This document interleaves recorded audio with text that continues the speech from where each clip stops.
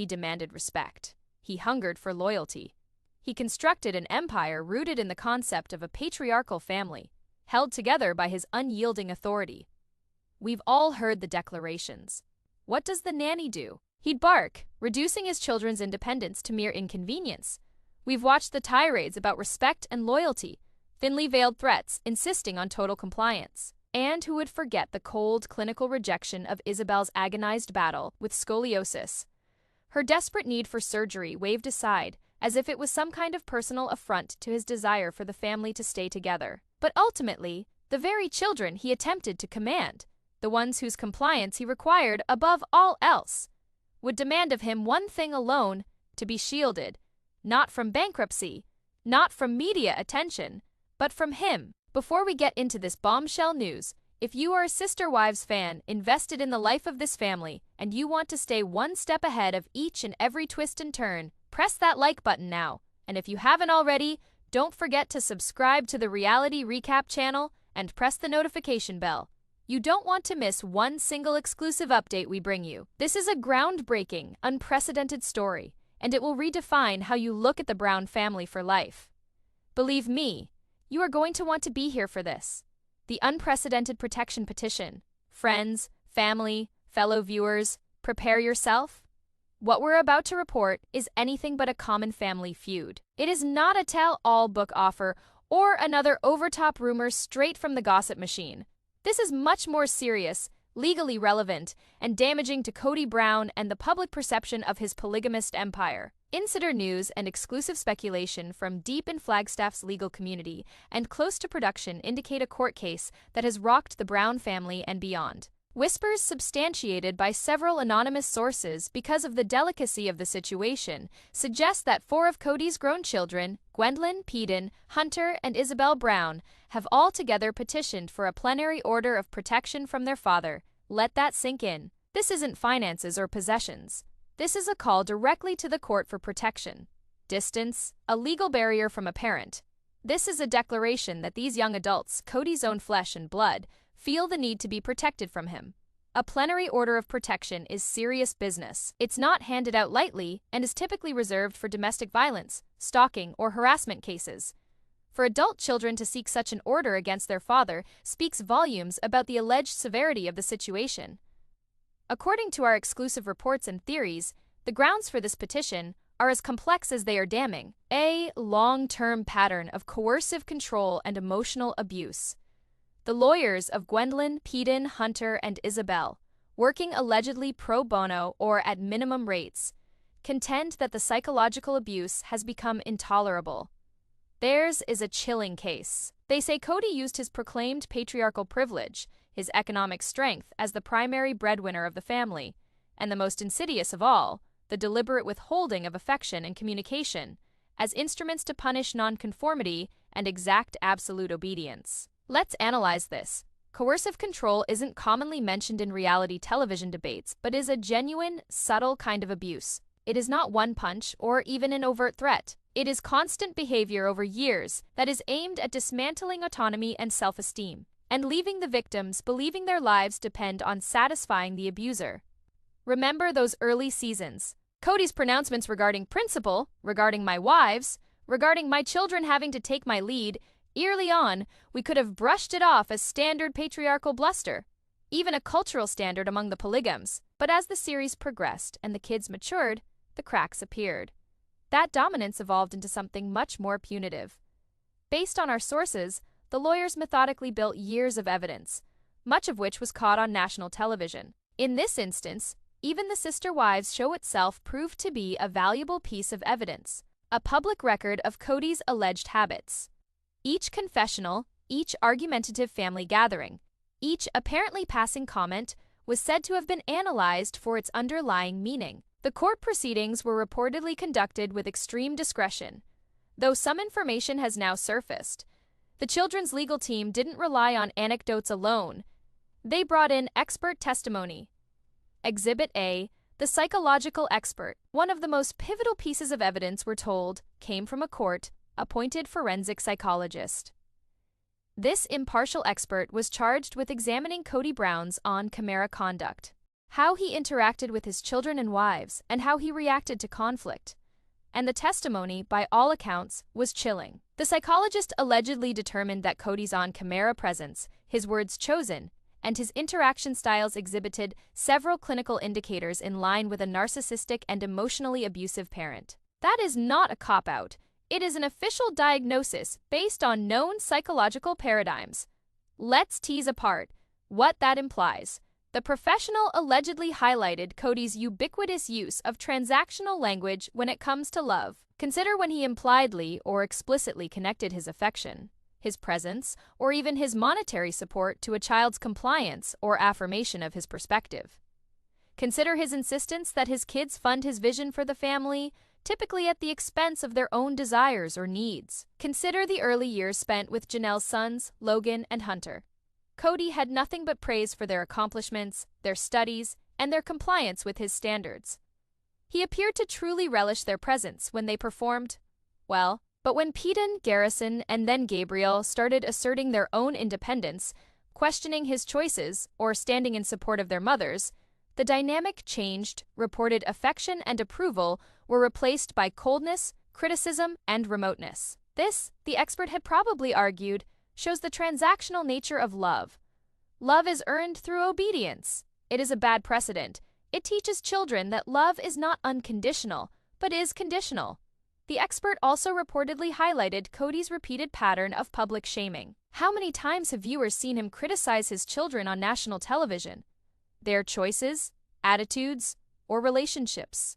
This wasn't tough love. According to the expert, it was a deliberate tactic to control through humiliation, instilling fear of public disapproval, while knowing he was the one broadcasting their perceived failures to millions. Remember the fighting with Janelle's sons, Garrison and Gabriel, particularly in their younger years. Kody's characterization of them as disobedient or disrespectful, prioritizing girlfriends or personal wants over family duty, wasn't merely dirty laundry, as dictated by the theory. It was deliberate public shaming to ostracize them, manipulate public opinion against them, and pressure them back into his camp. He always positioned himself as the victim of their disrespect. The expert would have to say that such strategies are deeply harmful to a child's emerging self-esteem and autonomy, particularly from a parent who is supposed to safeguard them. Picture the psychological damage of watching your own father publicly denounce your integrity. The aftermath of that shame can be long-lasting and devastating. And then there is the infamous us versus them narrative. The psychologist is said to have witnessed how Kody intentionally formed divisions among the family, frequently pitting Robyn and her children against the children of his other wives. This was not an accident. It was, the reports said, a deliberate move to keep control by creating competition for his favor, and labeling those who did not comply as being disloyal. He often referred to his loyal children in contrast to the broken family relationships of others, suggesting that the children who moved away were at fault rather than himself. 5 loyal versus children who were not loyal. This kind of language from a parent is extremely psychologically stressful, making children choose between taking sides or being excluded. This stance undermined family cohesion and fostered resentment, while cementing Kody's position as the final authority on who was in and who wasn't. Insider reports indicated that the expert's evidence came to the conclusion that such behaviors were more than mere personality traits or parenting styles. They were clinical signs of a long-term pattern of psychological manipulation and emotional abuse intended to preserve absolute power with Kody at the center. To hear a court-appointed expert phrase this not as speculation, but as a professional judgment would have been disastrous in court. It is objective corroboration of the children's assertions, rooting their subjective reports of hurt and abuse in acknowledged psychological pathology. Exhibit B, the punishment pattern. The psychological testimony was just one layer. The attorneys for the children allegedly produced a lengthy timeline of behavior, a visual timeline meant to leave no question regarding Kody's supposed control strategies. This wasn't a laundry list of complaints. It was a carefully documented correlation of children claiming independence in Kody's instant punitive responses. Or sources suggest that the chart cross referenced certain times when the children had voiced autonomy or opposition with Kody's reported reactions, showing a sharp, persistent pattern, so claimed, ostensibly a clear design of manipulation through punishment. Some examples listed reportedly on the chart, taken from what audiences have witnessed on Sister Wives. Kody Brown. Her battle with scoliosis was tragic. She suffered extreme physical and psychological distress, crying out for respite. Her independence merely involved seeking necessary medical treatment, a cry for basic surgery to better her life. This was not defiance. It was an essential human desire. Kody's recorded response, as indicated by the chart, revealed instant emotional and physical retreat. He notoriously declined to accompany her to New Jersey for an operation, complaining of COVID issues, but more specifically, prioritizing his vision for the family remaining intact under his authority in Flagstaff. His worry wasn't about Isabel's pain or immediate necessity. It was his own convenience and insistence the family adapt to his regimen. This wasn't absence. It was an aggressive withholding of comfort, support, and protection at her most vulnerable time. In public, he criticized her choice, griped about the expense, and characterized her medical decision as a betrayal of his desires. These steps, according to reports, were an act of punishment. He withheld presence, support, and fatherhood just because her requirements did not align with his idea. Christine had to bear it all by herself, and this had a lasting effect on Kody Brown.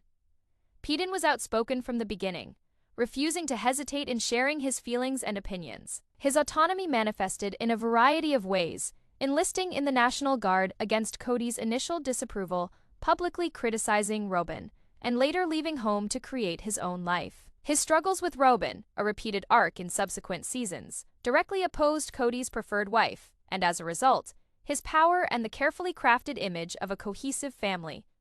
Kody's recorded response, based on the chart, revealed a consistent pattern. When Peden disagreed, specifically about Robyn, Kody would initially react with instant emotional withdrawal. He grew cold, aloof, and condescending, even ridiculing Peden's emotions at times. On the program, he openly criticized Peden's decisions and integrity, calling him problematic, disrespectful, or too dramatic.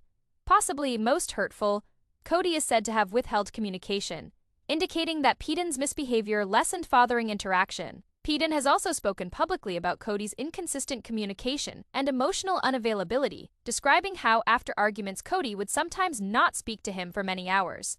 The lawyers would say this was not just a strained family dynamic, it was deliberate punishment for questioning the perceived matriarch of Kody's preferred family clique, and for being bold enough to have independent thoughts.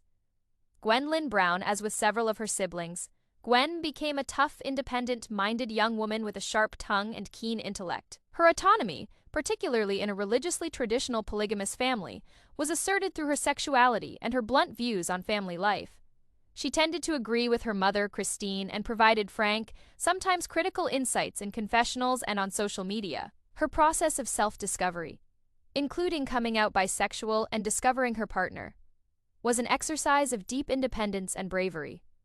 Kody's reported response, sources said, was understated but devastating. Though he never openly chastised Gwen's sexuality on television, the trend of punishment allegedly manifested itself in emotional disconnection, decreased interaction as she grew more autonomous, and public belittling. These were not necessarily overt attacks, but subtle put-downs, indicating that she was being rude by standing up for Christine or not completely adhering to his power. Critically, Kody is accused of withholding love and communication, making Gwen feel neglected and emotionally abandoned merely for being herself, and not playing along with his demands of loyalty and silence. The legal counsel would say this is a classic case of independence-driven emotional neglect. Hunter Brown. Hunter, who was noted for his quiet nature, intelligence, and career ambitions, tended to keep away from overt family confrontation, even in his unobtrusive quest for autonomy and his unwavering loyalty to his mother, Janelle. He, by necessity, defied Kody's authority. His decisions, going for university education, establishing a nursing profession, and keeping distance from the immediate family circle, positioned him beyond Kody's reach. Kody's written response, if less sensational than with Peden or Isabel, also allegedly tracked the same way. The behavior chart allegedly recorded times when Hunter went his own way, or stood up for his mother, only to be met with Kody's withdrawal of feeling. Although Hunter was widely heralded as the good kid, reports suggest. Kody's interactions with him became more superficial as Hunter focused his career and personal life over being present in Flagstaff under the authority of Kody. Veiled public disapproval, overall discontent about children not putting family first, and persistent withholding of meaningful communication substituted for genuine contact with surface-level interaction. Hunter has said he felt a father who grew farther away and less emotionally attached, reading independence in his children as an affront to him, rather than a normal aspect of maturation. The behavior chart shown supposedly illustrated a simple cause and effect pattern. Each major move toward independence, each refusal to obey Kody, each independent step or decision was answered with deliberate, hurtful measures, withdrawn love, public humiliation, or severed communication. The lawyers structured this as a calculated strategy of coercive control, a pervasive pattern aimed at exercising power and punishing disobedience. They weren't merely bringing forward individual instances, they were constructing a picture of pervasive abuse. Kody's words, silences, and absence, all purported to exert his will and punish deviation. Their stakes are so high. This is not revenge. It is about recovering their sense of self, inner peace, and right to live freely without fear of emotional backlash. This is about taking a firm line and saying, enough is enough. After weeks, indeed maybe months, of heated behind-closed-doors hearings required to safeguard the children's privacy and allow for a fair trial in spite of Kody's celebrity, and after expert witness testimony, minutely detailed behavior charts, and tearful testimony from the children and other witnesses, the day of reckoning came.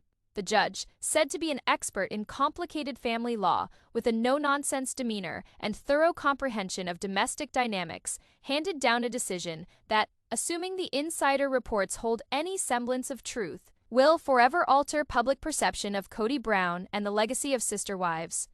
In a dramatic and historical decision for a public figure of Kody's fame, the judge issued the plenary order of protection to Gwen, Peden, Hunter, and Isabel Brown. The order is said to be 2 years. Let me emphasize this. This is not a temporary restraining order. A plenary order is a complete, thorough, long-term protective order. It indicates that the court determined overwhelming, convincing evidence that Kody's own children truly needed legal protection because they had a proven pattern of harm. These kinds of orders are not issued lightly. They are very high proof, which the children's legal team obviously met. The consequences of this ruling are historic. It is judicial sanctioning of what countless viewers over the years have long wondered. Kody Brown's fathering was more than eccentricity or cultural difference, crossing over into emotional and psychological abuse. This order is not a mere stay-away injunction. It is a richly informed legal determination on the character of his relationship to his children, deeming officially his actions as injurious and in need of intercession. Essentially, the court has found him emotionally abusive. As per our own exclusive theories and leaked documents, the judge's ruling is a bombshell. It sets legally enforceable limits on Kody, aimed not only to establish distance, but to radically alter the power dynamic and safeguard the children's welfare. These aren't requests, they're court-enforced bans with grave legal repercussions if broken. For starters, the order lawfully prohibits Kody from reaching out to the petitioners unless initiated by them. This implies he is not able to call, text, email, message on social media, or make any form of contact with Gwen, Peden, Hunter, or Isabel unless they initiate first.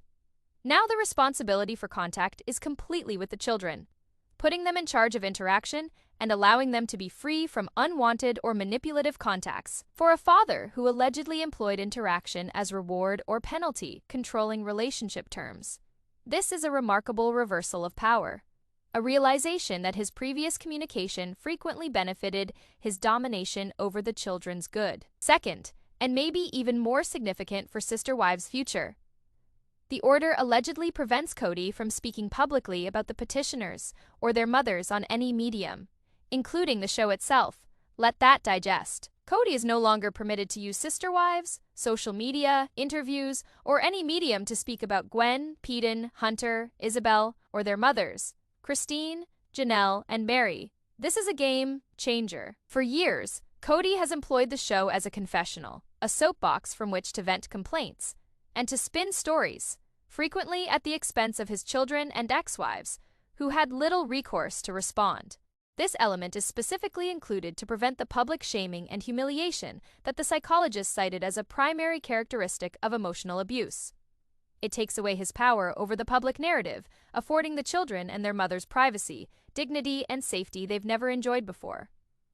Consider the effect on the program. How do sister wives go on if Kody can no longer talk about most of his adult children, or the ex-wives, who are the focal point of the show, is backstory and theme? This ruling essentially muzzles him about the topics that are at the very center of his public image. Third, the order apparently also sets up a definite physical line. Kody is prohibited from being within 500 feet of their personal homes. This gives the kids a material, physical space of refuge so their father cannot materialize unexpectedly, try to interact, or invade their personal lives. For those who have experienced living under observation and the uncertainty of their father's presence, this material border is an immeasurable icon of independence and safety. It is a legal fence that protects their tranquility, privateness, and emotional borders, allowing them to be the owners of who comes into their personal space. But the judge hadn't finished. In what is being termed a final, crushing blow, the order is said to come with a condition for any eventual family reunification therapy. The judge insisted that Kody first must undergo a 24-week court-authorized batterer intervention program, specifically patriarchal abuse and coercive control. This is perhaps the most important part of the ruling. It is not a slap on the wrist. It is a requirement for intensive root-level behavioral transformation. Batterer intervention programs are generally reserved for someone with a proven record of abusive behavior, physical or emotional, within a domestic relationship. To mandate one involving patriarchal abuse and coercive control is an explicit legal determination. Kody Brown's behavior was abusive and based on an unhealthy exercise of power in a patriarchal context. It is a professional legal admission requiring that he accept and change his way of being through directed professional counseling. The program wants to re-educate people on positive relationship behaviors, power dynamics, and how their actions affect victims, recognizing that his leadership style bridged into abuse. Then there was the judge's final words, which were allegedly echoing through the courtroom after she stated with utmost conviction, "A father's love is not something to be bartered for compliance. The first responsibility of this court is not to maintain a family's reputation, but to ensure its children are not subjected to further psychological manipulation."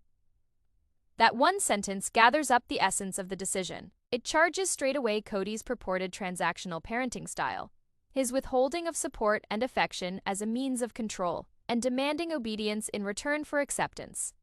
It totally rejects his parenting ideology, stating that love is unconditional and cannot be used as a weapon. The assertion that the duty of the court lies in the children's mental health, as opposed to maintaining a family image, is similarly critical. It recognizes the media pressure of the Brown family's reality television existence, but ensures that safeguarding vulnerable children is more important than appearances or Kody wanting to uphold his patriarchal image. If these insider accounts are to be believed, this ruling is seismic. A celebrity, a reality television personality, was formally labeled by a court as an emotionally abusive father, the subject of a protective order brought by his own children.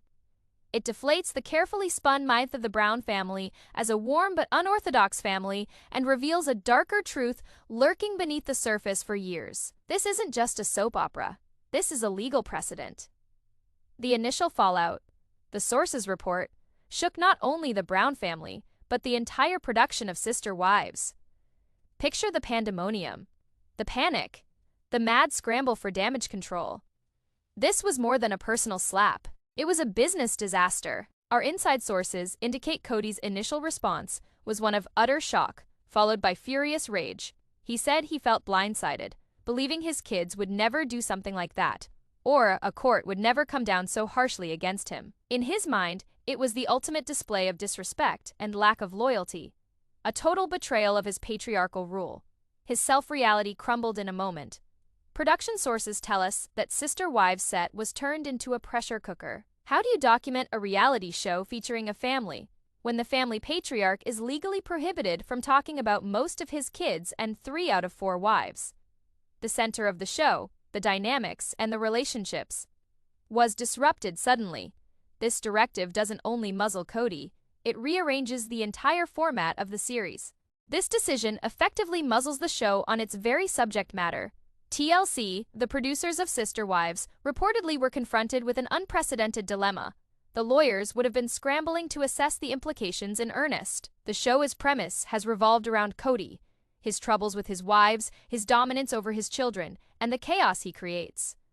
With these issues now legally taboo for him, the very foundation of the series is undermined. Or insider theories imply that production would be in a tizzy to rebrand the show, maybe highlighting the separate lives of the kids or Robyn's family and her in isolation. But without Kody's storyline as the glue, without the drama he provides, how engaging could it possibly be? Robyn Brown. Insider sources indicate Robyn was said to be devastated and torn. On one side, loyalty to Kody has been her steadfast stance all along. She would always back up his story, his regulations, and his victimhood, so she would be angry on his behalf, viewing the children's actions as an attack. But there is another factor at play. Robyn has children with Kody, though they weren't included in this particular petition. The judge's conclusions regarding Kody's patriarchal abuse and coercive control may taint his parenting of all his children. Our own unilateral theories are that Robyn may now be compelled to face the public and legal facts of Kody's conduct, not just as a protective wife, but as a mother. Would she challenge the dynamics within her own immediate family with Kody, or double down, retreating into their US against the world attitude? Sources indicate the latter is the initial likelier course, again separating Kody and Robyn from the rest of the family, Christine, Janelle, and Meri.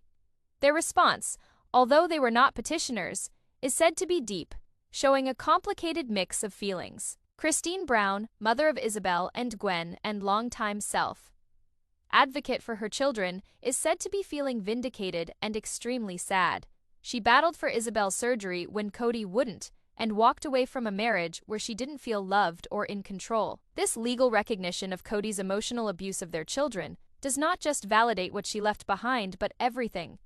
Sources indicate that she probably feels relieved for her daughters, and also a bittersweet acknowledgement that what she lived through wasn't merely a bad marriage. It was a cycle of control. Janelle Brown, Pedon, Hunter, Garrison, and Gabriel's strongly independent mom, who have all had serious run-ins with Kody, is said to be riding an emotional storm. She has always cherished her children's independence and joy. Although she kept up a certain friendship with Kody a while, her public breakup was due to his abuse of their boys. This decision, as our sources tell us, most likely verifies her worst suspicions regarding Kody's hold on her children. She most likely feels enormous pride over her children defending themselves, mixed with sorrow that it came to this. The judicial acknowledgement of her children's fight may even harden her determination in staying away from Kody. Meri Brown, whose emotional neglect by Kody has characterized their relationship for years, is said to be having a significant reckoning. While her kids weren't included in this petition, what the court has found certainly matters. Meri spent years trying to win Kody's love and validation, tolerating his iciness. This ruling could complicate her into reassessing things that happened with Kody through the prism of coercive control. It may be sad but irrefutable validation that the pattern she lived with for all those years was one of abuse, not merely complexity. Public backlash, if true, would be seismic. Twitter would go wild. Justice for Brown Kids and Kody's abusive hashtags might go global. Viewer discussion boards would be abuzz with argument, debate, and a firm public opinion change. Most longtime viewers have condemned Kody's actions over the years, but a court decision, a judicial pronouncement, bears opinion into established fact. This is a landmark for the reality genre, triggering urgent issues regarding responsibility to public figures whose personal lives are transmitted for diversion. This decision isn't only directed at Kody Brown. It underscores the larger problem of patriarchal abuse and coercive control within families, particularly those organized through traditional hierarchies. The particular injunction that the judge imposes upon Kody to undergo a batterer intervention program centered on these very issues is a powerful message. Abuse does not have to be physical violence. It can be insidious, psychological, and very damaging when legitimized as religious authority or family values. Patriarchal abuse, as the court probably defines it, is a cycle where a male authority uses perceived or claimed power, usually based in tradition or religion, to control, dominate, and punish family members, especially women and children. The power can be exercised in numerous ways: financial coercion, withholding of affection, isolation, public humiliation, and absolute obedience required, or else a withholding of love or support. Several of Kody's behaviors that have been documented fall under this definition. Now, let's look at the deeper legal repercussions and what this will mean for Kody outside of the immediate prohibitions. First, the protection order itself. Although it is a civil order, breaking it could result in severe criminal penalties, such as arrest and potential jail time. This isn't a warning. It is a literal threat to his liberty. Each appearance, public statement, or being within 500 feet of the homes of the petitioners could get him in court on contempt charges. That kind of legal scrutiny is something Kody probably never fully got used to, having spent years functioning with some measure of freedom on reality television. Second, the required 24-week batterer intervention program. This is hard, difficult, and confrontational work. Participants will need to recognize abusive behaviors, what they do to victims, and new positive communication and coping mechanisms. For Kody, a man who has a history of struggling with accountability and tends to position himself as the victim, this program would be especially challenging and humbling. Our research indicates that he may resist, even try to manipulate the process. But court-certified programs are constructed to avoid such behavior. Completion of this course is mandatorily required for any future reconciliation, leaving it all up to him to alter his ways instead of expecting the children just to get over it. The patriarchal abuse and coercive control of the program will also make Kody face his deeply embedded system of beliefs. He will learn that those ways he thought he was showing respect and loyalty were actually methods of control. He will learn about the psychological harm caused by emotional withholding, public shaming, and transactional love. This is a direct challenge to his identity, his masculinity, and his understanding of family. It's not just about altering behavior, but dismantling a harmful worldview. Third, the impact on Kody's public image and earning potential. Prior to this decision, he was a familiar, if infamous, public name, deriving income from the program, appearances, and quite possibly other activities. An official determination of emotional abuse permanently stains his reputation. Firms might refuse to partner with him, lectures might disappear, and his position as patriarch of a plural family, previously a matter of fascination, is now exposed as a cause of harm. The long-term financial implications may be considerable. And what of the wider family dynamics? Our source indicates this decision will further divide the Brown family, making reconciliation less and less likely. Janelle and Christine's kids, Garrison, Gabriel, Melty, Aspen, and Savannah, while not parties to this appeal, have been vocal in the past expressing frustrations and distance from Kody, and this decision could further solidify those chasms. This judicial triumph for their siblings will certainly empower them. It confirms their common experiences, providing them with legal recognition that their emotions were genuine and their father's actions actually problematic. It may lead to a continuing drifting away from Kody, or even prompt other adult siblings to seek comparable protections if needed. The ripple effect throughout the extended family may be enormous. The decision also establishes a precedent for other kids in the Brown family or similarly public-savvy families. It demonstrates that there are legal means to help oneself, even against influential or charismatic parents. Reality television fame does not excuse anyone from being held responsible for his or her actions and behavior. Or all exclusive speculations also take into account the psychological path of the petitioners. Gwendolyn, Pedden, Hunter, and Isabel. It takes a lot of courage, the strength to stand up to someone who has had immense control over them for so long, and the ability to face deep trauma to file a petition against a parent. The legal process, testifying about grievances, the expert witness, and ultimately, the validation of the judge could be so healing on a deep level. It enables them to externalize blame and realize that Kody's actions were a response to his own problems, not their value. The order is more than a piece of paper with legal significance. It confirms their entitlement to safety, freedom, and emotional health. In some respects, it is a form of self-empowerment, but the path forward is tough. Legal protection cannot undo years of claimed coercive control. Therapy, support structures, and boundaries will be crucial for long-term recovery. Whether reconciliation can ultimately be achieved, even after Kody finishes his required program, is unclear. Trust, once destroyed this far down, is very hard to regain. From the broader perspective, Sister Wives has always been positioned as an exploration of an unusual family arrangement, an examination of plural marriage. In time, however, it became an unconscious case study of patriarchal dysfunction. This legal decision, if true, blows apart that myth. It makes audiences face up to the dark realities of unchecked power and emotional manipulation. Does this signal the demise of Sister Wives as we have known it? With Kody officially prohibited by law from talking about major family figures or core storylines, the show might be radically crippled. Insider sources indicate the network could explore a total rebranding, possibly based on the independent existence of the children or spin-offs about Christine and Janelle. The original, Kody-based story, The Show, is initial hook would, however, essentially be done. The notion that Kody Brown, wannabe patriarch and notoriously outspoken about his kids as his legacy, is now legally enjoined to avoid them, not even allowed to speak about them in public, is a dramatic tumble from grace. It underscores the distinction between self-appointed authority and the respect achieved through genuine accomplishment. The court's decision is a stark reminder that even non-traditional family arrangements must respect fundamental human rights to emotional safety and self-autonomy. This drama, according to our insiders and exclusive theories, is a lot more than television reality show drama.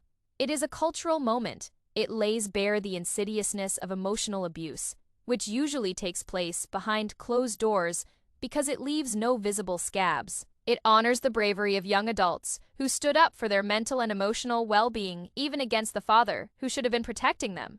This is a tale of boundaries, empowerment, and finally, the truth coming out. We will keep following these events in close detail, examining each aspect, and sharing with you the most inside information as this potentially historic story develops. This is a moment of change, not only for the Brown family, but for reality television and the way family life is dramatized on television. What do you think about this remarkable set of circumstances? Can Kody Brown truly reflect on himself and transform? How could this affect the future of the Brown family and Sister Wives? Let us know your opinions below. If you enjoyed this in-depth analysis, like this video and subscribe to Reality Recap for further unique stories and in-depth studies. Ring the notification bell so that you don't miss our next update. This story is just beginning and will be here every step of the way.